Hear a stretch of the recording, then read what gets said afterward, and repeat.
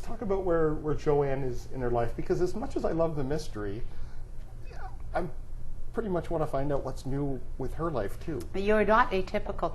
That's you know, I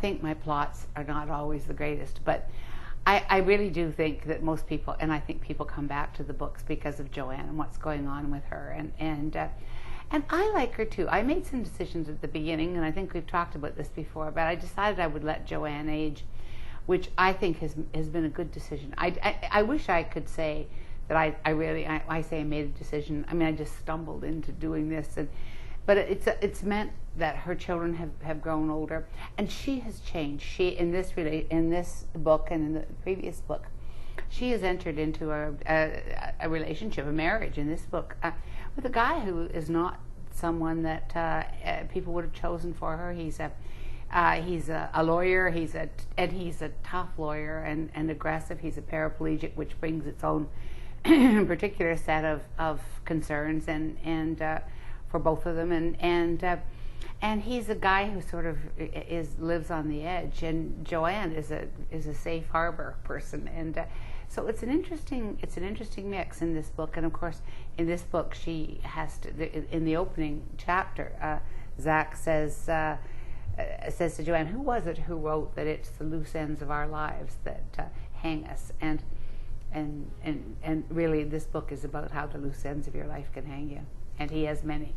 Zach is very upfront about the fact that when, as a paraplegic, if he couldn't always get female company from his own merits, he would hire a professional. Yeah. But he's very forthright about it, and it always has been. It's not like there's something hidden. He's been very open about her, and so like, this is what I had to do. This is why I had to do it. And in this book, it really comes back because there's a hooker who becomes the central part of the mystery right away. Tell me about her. Crystal Avilia is dead she's dead from the beginning of the book, and yet we learn a great deal about her, I think, in the course of the book, and we learn about how she came into that life, and I think we come to care about her, and Joanne certainly does. I mean, Joanne certainly is. She is, first of all, perplexed by. I mean, she accepts the logic of what Zach tells her. What she doesn't, because for him, it's really a question of the fact that physically, that just the sexual act doesn't always work for him, and he finds it humiliating to be, most of the women he knows are other lawyers, and he finds it humiliating not to have not to be able to have an erection with somebody he's going to be seeing in court the next day, and which of course makes a certain amount of sense. She understands that. Oh, of course, it's one thing to understand something rationally and to understand it emotionally. What she doesn't understand is why this is so much a part of so many men's lives. I was shocked when I started doing this book, because I did some research and talked to a couple of women who were involved in escort services, and just even to look in I live in Regina. I looked in the escort services pages, yellow pages. I was shocked at the number of escort services there are.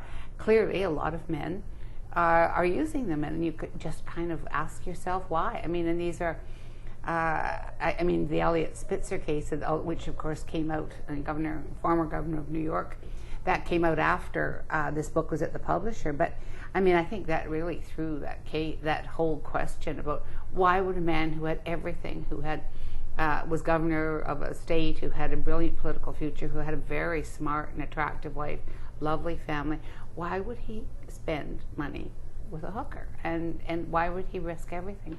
And that's kind of one of the questions, I think, in the book. They go together seemingly quite frequently, sex and politics. Yeah. And with a really cool female character who's in her own little sex and politics hell at the beginning. Tell me about her.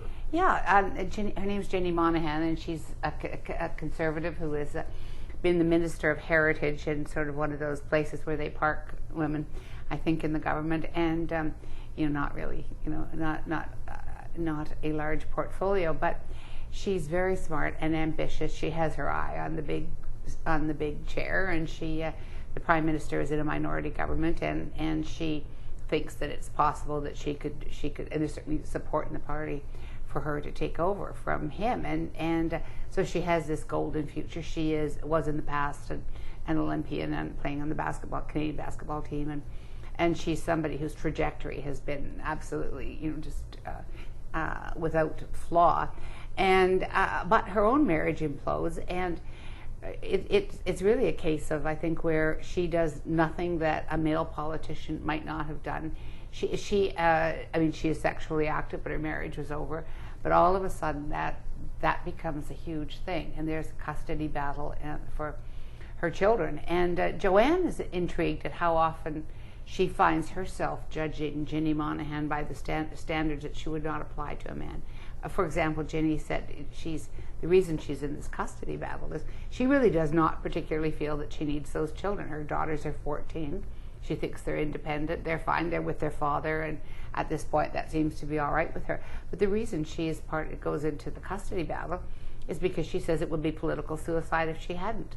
And Joanne is really shocked. And Ginny says, if I were a man, would you have been shocked? And Joanne realized, right.